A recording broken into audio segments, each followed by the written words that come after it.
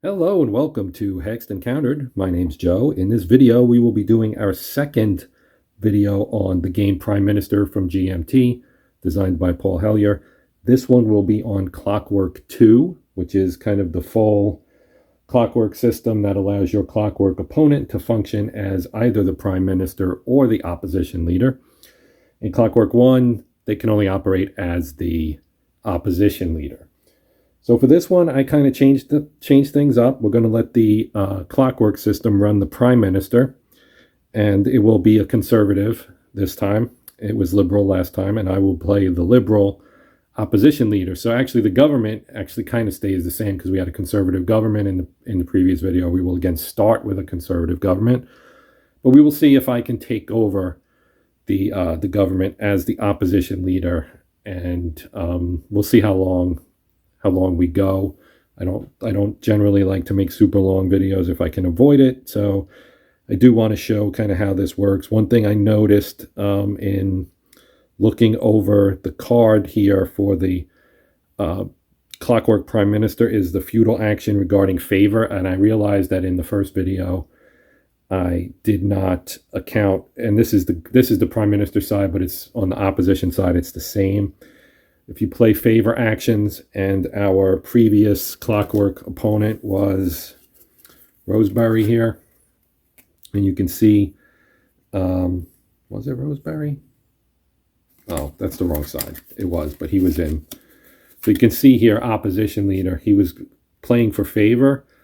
Now, once you get above 3 higher than the opponent, than the human player, in this case, that would have been me, it doesn't do that one, and we would skip to the second action, and I didn't do that, so I screwed that up because I forgot about reading through the feudal actions each time we went through. So I ended up losing that game anyway, so hopefully not a big deal.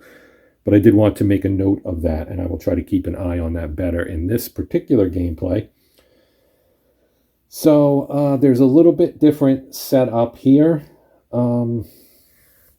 In Clockwork I, you can draw basically a backup politician for yourself that you can swap out.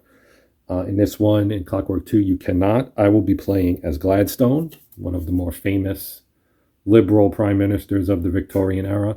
He's a pretty solid. He has a debate ability of 2, which is key because the debate ability allows you to basically boost or reduce support for a bill.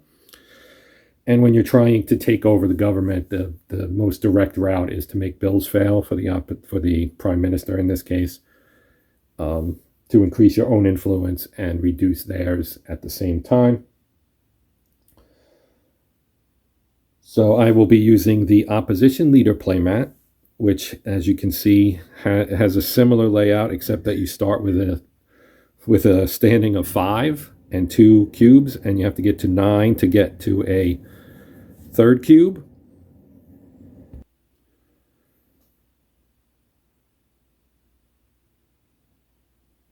Okay, so basically we're just going to get started here. I think I've done about as much explaining as I'd like to do.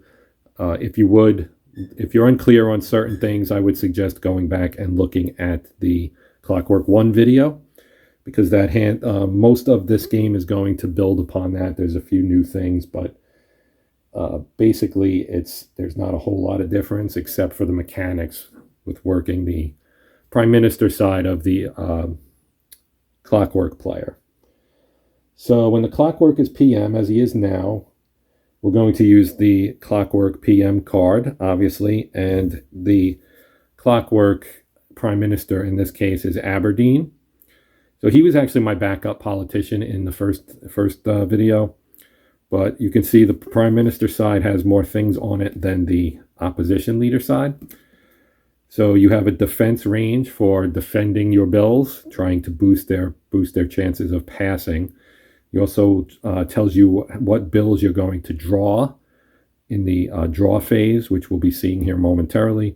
And then you have a selection range in terms of the popularity of the bill as well. So again, he's gonna have 3 actions that he can use, from boosting his bill via debate to basically campaigning to drawing a supporter card. So we'll get started here. So since he is a conservative and it says draw conservative bills if partisan MPs are greater than 280, they are not. They start at 60. So he will be drawing cross-party bills. So we will draw three bills. So just as we do when it's a human prime minister, we're gonna have 6 bills to choose from. So we're going to draw 6 cards. And then we're going to look at them. And you choose them based on which ones are in his selection range, which is greater than or equal to 300. So all plus 20 would be 350. So that one is within the selection range. So we'll put that down here. Moderates plus 40. We have 270 moderates. So this would be 310. This would also be within range. We'll put that one there as well. Same for this one. That's 330. This one is 340. This one is 270. So that one's out. And moderate plus 10 would be 280. So these two are out. The Poor Law Scotland Act and Poor Law Ireland Act are both out. So we have 4 to choose from. So we're going to tie break these. So this one is 340. This one is 300. So that goes to the bottom. This one is 310. And this one is 350. So this one would be first choice. So Dogs Act goes here. Cruelty to animals would go here. And the third and final one would be the Public Health Act. And then there's a Public Health Act for Ireland, which was the one that we threw out. So these are the 3 bills that our Clockwork Aberdeen is going to try to get past this turn. So we have an all plus 20. So we're going to put this on plus 20. This is all plus 10. And this is moderates plus 40. I'm going to put it on the plus 40. Okay, so we're going to get started. And so the first thing, he's chosen his bills. We go to the action phase. The opposition goes first. And that means I get to go first. In Clockwork 1, you're the prime minister, so you would go second, and the Clockwork would go first. So first, the first thing I think that I would look at is the bills that are out, right? So we've got the Dogs Act, which actually has no benefit underneath it. So this one is one that I really don't mind him passing. We both get 2 victory points for it. Doesn't hurt anything. Doesn't hurt him. Doesn't help him really. Same for me. This one, the Cruelty to Animals Act, this is at 340.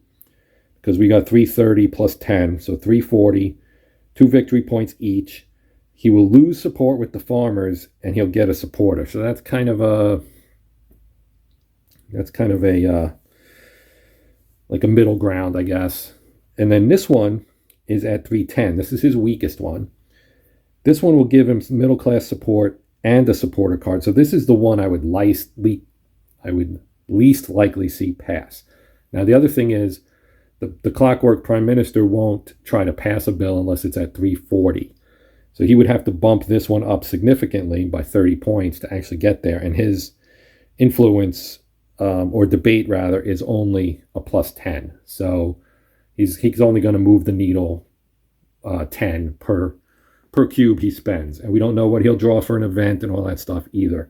So what I'm going to do first is I'm going to spend a cube on a supporter. And I draw Earl Grey of the famous tea, former Prime Minister Earl Grey, in all seriousness. This is a good one because he can give you a +1 standing. So that's nice when you're the opposition, especially because you're trying to climb the ladder so that you can either challenge or at the very, very worst, get to that 3rd action cube. So we're going to take Earl Grey and keep him.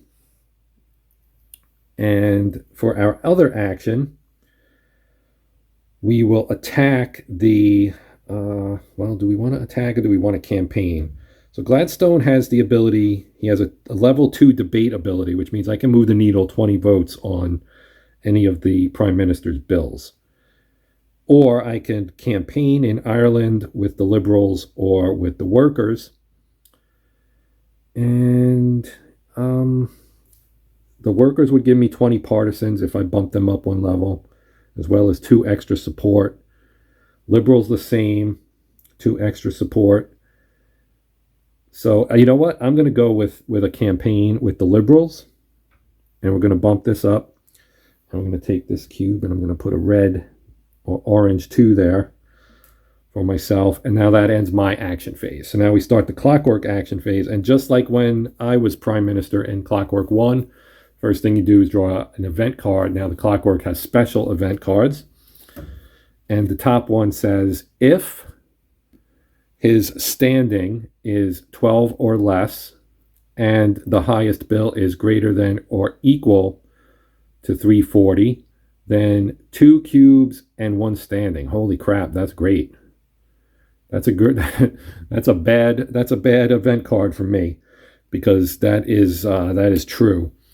He does have an influence of 11, so he's going to bump up 1 influence. And his highest bill is this one, which is at 350. So he's going to get 2 action cubes. Oh, man. Oh, wait, no, I'm sorry. He spends 2 action cubes. That's right. He spends 2 action cubes. Wow. He spends 2 action cubes for that that bonus of one standing.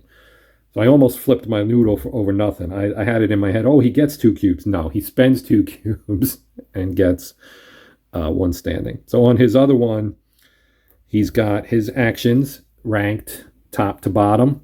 So we're going to be in the first cube action. He's only got the 1. So he can do a +10 on the highest bill.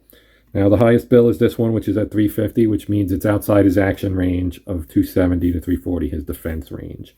This one, however, is at 340, but we always look at the highest bill, HB. So we're only concerned with this one. It doesn't matter what these are.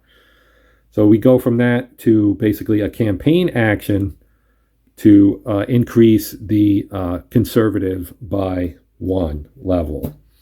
So here are the conservatives. He's going to bump them up by 1 level, spend his other cube. That's going to knock this out and make us tied again, and it is also going to increase his partisans to 80. And his moderates, therefore, will go down by the same amount. So the partisans go down to, or moderates rather, partisans to go to 80, moderates to 250, because the number always has to add up to this all number, which is 330. And that does not change until we have an election. Okay, so that is the end of the actions. And so then we come to bill resolution. So he's going to put up a bill that is the highest bill with the best chance of passing, which is our Dogs Act. So this is going to get passed, and he's going to get 2 victory points, and so am I, and there are no other effects from this act. So I get 2, and he gets 2. Then we would have our challenge. There is no challenge, because I am not qualified to make the challenge yet. To challenge, you must be equal or greater in standing. I have 5, he has 12, so that is not anywhere near being the case. And you also must be equal in favor or ahead, and that is also where we're tied. So we are equal, but the standing side is definitely not in our favor. So we just move on to the next phase. Prime Minister gets 4 victory points, the opposition gets 2, and we go to the next turn. We don't have to draw bills, so we go right to the action phase. I get 2 cubes, he gets 3 cubes, and I get to go first as I am the opposition. So right now we've got this one is at all +10, so that's 340, so he can pass it. If I knock it down, then he can, again, he'll try to bump it back up.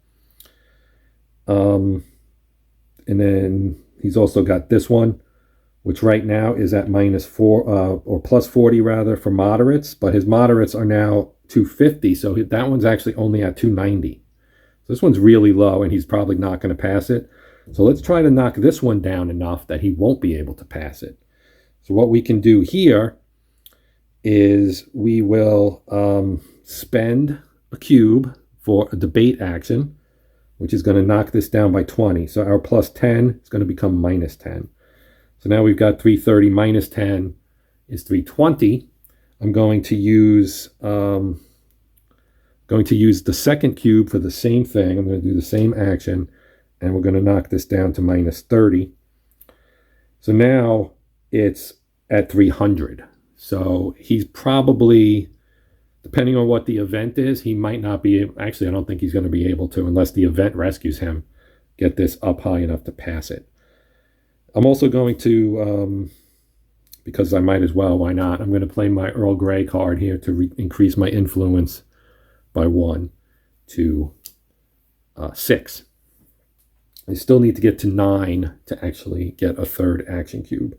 So now he gets to go. So again, we're going to draw an event from our Clockwork event deck, and we get, if PM projected to lose next election. He actually is not. We're tied at the moment. So he's not projected to lose, so this would not take effect where he would spend a cube and increase levels there. So that he didn't spend any, so now he's going to be able to do the thing that, so here again, plus 10 to the highest. This one's the highest still because it's all minus 30 is 300. So he'll spend 1 cube to make it 310. Then he'll spend a second cube to make it 3. Well, see, I'm a little confused here about the feudal stuff here. He's within the defense range. That's the thing. So I guess he's going to spend all 3, increasing this 3 times. So it's going to go from, it's minus 30, or minus 40 rather, to minus 10. So it's still going to be 320, and he's going to actually end up withdrawing it. See, that seems like he would not do that because he knows he can't get it to the level, so he would actually campaign, I would think. It doesn't say that it's feudal on here. Any action that would have no effect because it's already at its maximum or minimum. It's not. It's not a favor action. Any action on a bill outside the Clockwork's defense range, it's within the defense range. When 1 bill remains, well, he does have 2 bills on the board, but this one's high. We come to bill resolution, and he's going to resolve this one because it's the highest one. It's a 320, so he's going to withdraw it. So what happens when you withdraw a bill? So we're going to withdraw this, which means it does not pass, and he's going to lose 1 standing, so he's going to go back to 11, and I'm going to gain 2 victory points, and I am going to gain 1 standing, which moves me to 7. And so that's the end of that turn. Let me reset these to 0 since there's no bills there. So now we go to our next round because, again, there won't be any challenge. I can't challenge, and there is no election because we have a bill yet to resolve. So, again, he gets 5 points to 11, or 4 rather, to 10, and I get 2, so I go to 13. And now we go to the next round. I get to do actions first. So, again, I have 2 cubes. He has 3 cubes. And with my first cube, I don't know that I need to do anything with that because it's at 290 because his moderates are 250. Moderates plus 40 is 290. So that's not going to, it's within his defense range, but he's not going to do anything with it. Yeah, so I guess I can do other things here. I can do campaign, or I can do... he has no flatter, so I can do campaign, hobnob, or influence. I don't know that I want to do influence right now. I mean, having partisans is nice, but I think I'll do a hobnob to draw another supporter. And we get Cardinal Newman, Catholic prelate, who will increase our support with the Irish by 1 or the moderates by 1. So I'm actually going to just spend this right now. And I'll take the, or not moderates, middle class. We'll take our support from the Irish, I guess, to get to 5. So with that, will again give me a positive 2 there. That actually is just a card. That doesn't cost you an action to play one of your supporter cards. Although I did just draw that, so I did use an action, obviously. So I still have 1 action left. And I will use this one to campaign. And we will move our liberal support up by another 1. That gives me 3. So this 2 becomes a 5. And I'm now into the next box where I'm actually favored to win the election. All right, so now it's the Clockwork's turn. We'll draw our Clockwork event. If PM projected to lose next election, it's like the same. It's almost the same as what we just saw, but it isn't. He spends a cube, and his middle class support goes up by 1. So he's going to spend a cube. His middle class support goes up by 1. This 5 now becomes a 3. So I'm still ahead, but it's not it's by less. All right. So here we have our Public Health Act. So he's got 2 cubes left. I still don't know if this, like, I feel like it should, like, this should be considered futile because this is at 290. He can't get it to 340, which is what he would want to, and he can't get it to he could get it to 310, but he can't get it to 340, which is what you need to have, or 320 rather, which is what the minimum threshold you need to actually be able to pass a bill. So he can't get it there. So I'm going to assume that we're not going to do that. And his first cube will be used for support with the conservatives, which is going to give him +3, and that's going to make us tied again. And his conservatives will go up to 110. So that's an increase of 30, which moves his moderates down to 220, which actually hurts this bill, which is now moderates +40. So that's 220 + 40 is 260. That's below his defense range. So for his second one, he's going to spend another campaign cube, and he's going to campaign with the gentry, and that'll give him a +2. So he's now ahead in the projections.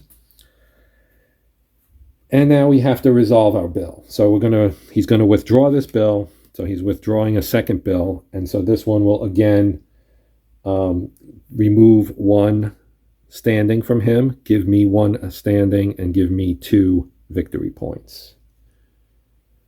And now we come to the election phase. So how do you determine the election phase for the Clockwork?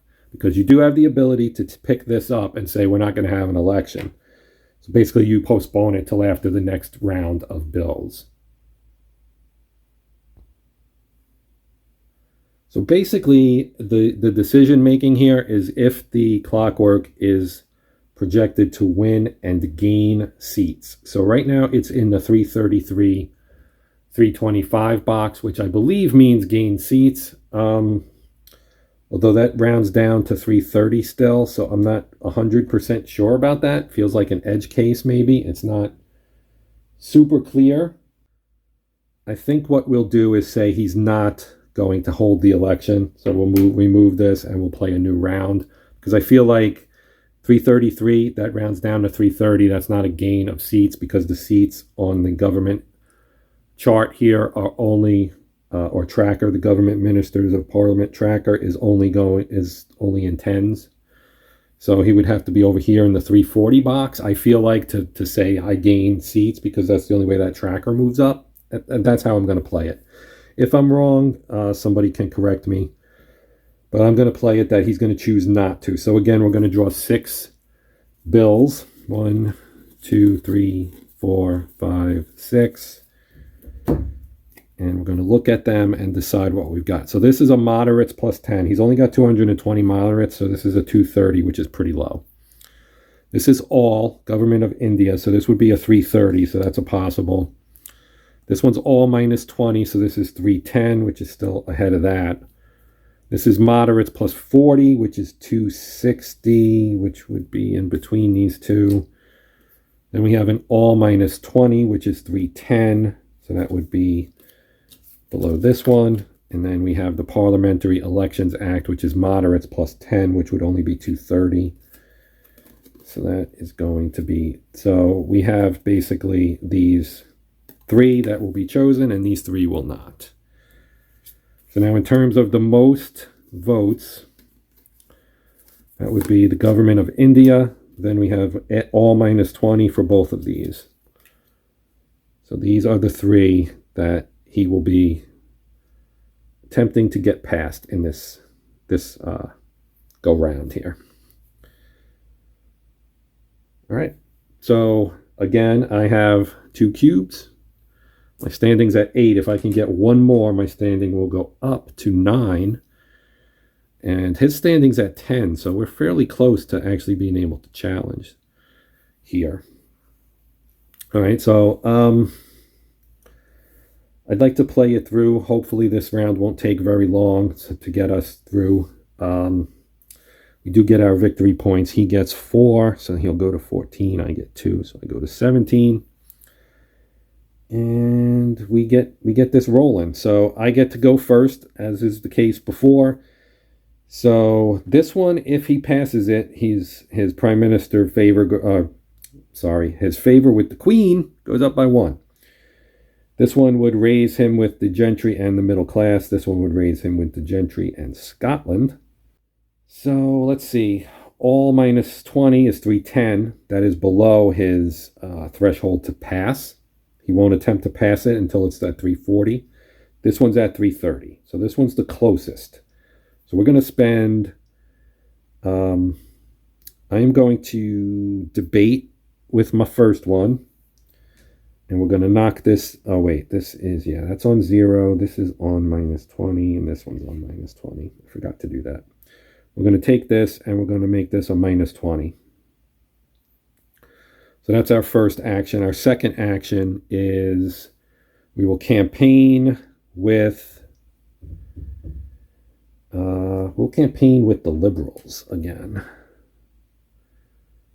And that's going to raise our number to 14, which will make us, since that's a +2, it's going to be a +1 for us now. So we're ahead in the election projections. And we have 140 Liberal partisans now, which is a pretty big number. But it maxes out at 200, so we have some room to grow here. Okay, so that was my 2 actions. Now we'll do his event. Draw an event card, flip her over. PM projected to lose next election. He is right now, barely. So he's going to spend a cube, and he's going to get, the Conservatives get a bump with the Farmers, which is a -2 for me here, but I get a bump with the Workers. So the Workers go up that, which means it's a wash basically. I think that's how it works. I don't know that it says one or the other.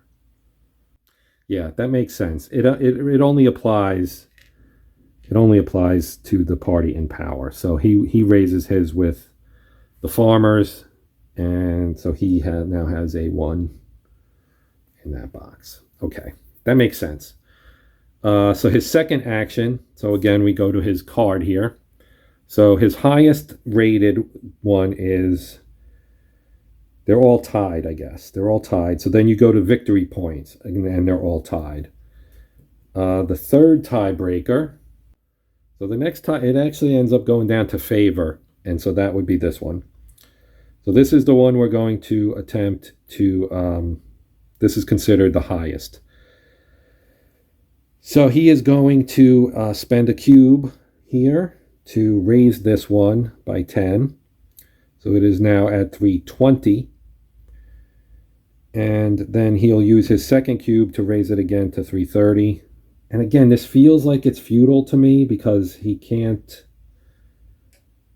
pass it, or he won't attempt to pass it. But I'm just going by what it reads here. So that being the case, we come to bill resolution, and he's going to have to withdraw it because he's only at 330. So that gets withdrawn, and again, that's going to result in 1 minus for him, a plus for me, which makes us even, and I get 2 victory points. And again, I'm not 100% sure I'm doing this right with the feudal actions. We go back to the start here. He's at 3. I am now also at 3 because I made it to 9. I don't have more standing than he does yet, but we're now tied. So if I can get one of these two to not pass, and that thereby gaining or gain standing in some other way, I can actually challenge him for the for the lead, for the to take over the government basically before we get to an election. There will be an election at the end of this round of the next 2 rounds. All right, so both of us have 3 actions now, which is kind of exciting for me. So the first thing I'm going to do is I'm going to try to knock some of these bills down, obviously. So we will spend an action on, I'm going to spend my first action on a supporter. So we're going to hobnob and draw a supporter's card, and we get William Booth, the founder of the Salvation Army. So he can give me an increase in farmers or workers. I will take that and I will increase my support in the workers. Goes up by 2. It's going to give me 20 more partisans as well. And that will again give me the lead in the election projections. And then for my second one, I will do a debate. So I'm going to knock something down by 20. And it really doesn't matter because they're pretty much the same. But I'm going to knock down the Libraries Act to a -40, so now he's at 290. And I'm going to do the same thing again with the Universities of Scotland Act and knock that one down by 20 as well. So now he's in a bit of a pickle because both of these are now at 290. And he's going to have a harder time getting one of the two to be increased. So since they're basically the same, we're just going to say that this one will be the one that he'll try to work with. So again, he's going to spend his, we got to do the event. So let's see what the event says. Okay, so if his standing is 9 or greater, it is actually 9. And the highest bill is greater or equal than 320, which it's not, then he would spend a cube and get a bonus in the gentry. So he does not do that. Does not have to spend a cube. So he's going to spend his first cube to promote this one back up. Now this one now is the leader, so he will spend his second cube to move it up again. And then he'll spend his third cube to move it up a third time. So this one is now all -10, which is 320. And 320 is still, you would, as a human player, have the opportunity to try to pass it. But he does not, it says he does not attempt to pass a bill.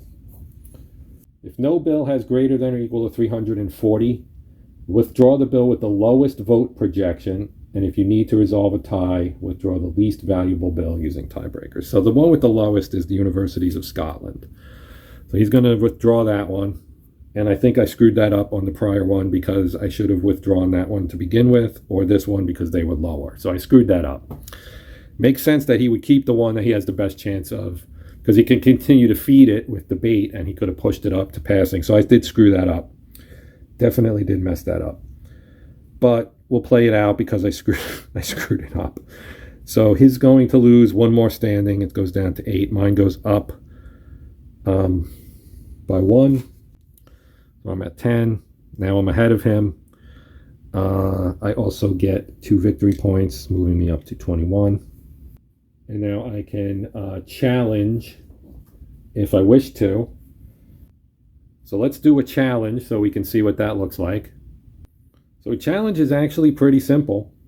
To confirm a successful challenge, simply check your respective standing and favor levels. So I'm at 10. He's at 8.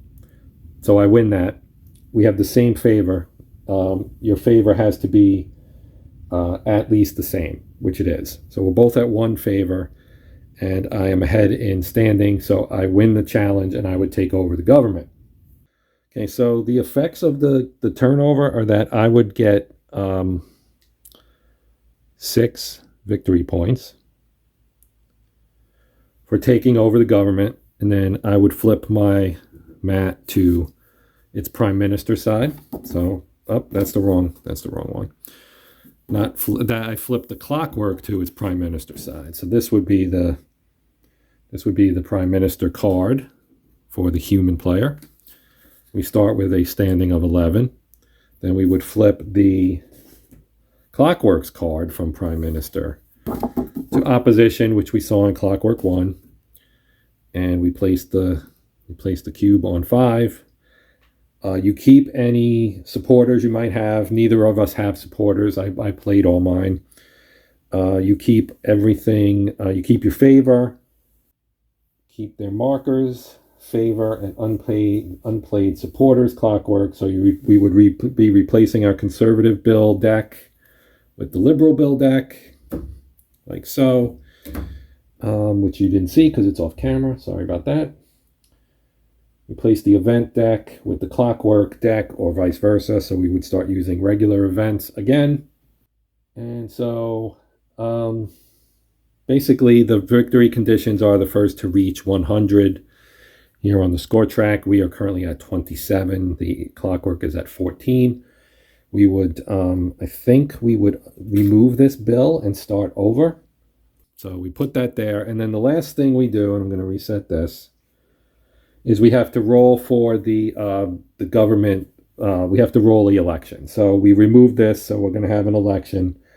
So we have the election to determine the makeup of the government, right? So we have to draw an uncertainty card. So we do this, and it's a -6. So a -6 means that, so it's here, that would move him to +5. So he would have 340 and we would have 320 basically. So we'd actually have, I guess, a minority government because I believe you don't lose the election. And yeah, after winning a challenge, the new PM always keeps the position for the remainder of the round. But I only have 320 MPs. Now I have a total of 140, 160. So I have 160 partisans out of 320, which means I also have 160 moderates. So my support is pretty much in the middle. And so then we would do our usual thing where we would look through the bills, decide which ones we want to try to pass, etc., etc. I'm going to actually wrap the video up because I don't want to go too long. I would like to maybe play a game through. There are also some scenarios that might be interesting, but I don't know if I'll do that for video. Please feel free to comment if you would like to see me play the game, an entire game through, and I will add it to the list of things that I may do as kind of a game of the month featured type of thing where I'm just going to play the entire game through. I tend not to do that because of how the viewership drops off. Typically, video 1 does well, video 2 does less well, video 3 and 4 and 5 and so on gets extremely dwindling returns because there aren't that many people that will watch somebody play a board game for 5, 6, 7 hours or whatever. So let's just leave it at that. So this will do it for this video. This has been a lot of fun. I actually like this game. It does make you think a little bit, and it's not overly complex at all. It's fairly straightforward, I would say. Medium complexity at best. So, or at worst, depending on your perspective, I suppose. Anyway, that will do it. As I said, please feel free to comment. Let me know if you would like to see kind of a scenario playthrough or maybe a whole game playthrough, where I see if I can get to 100 against the Clockwork, or, just general thoughts, corrections, questions, whatever. I will do my best to answer. Thank you as always for watching. Usual spiel, like, share, subscribe. If you are a subscriber, thank you very much. I do appreciate the likes as well. So please, engagement's always good. Always appreciated. But yeah, that will do it. I am Joe. This is the Hexed Encounter channel. And as always, until next time, happy gaming.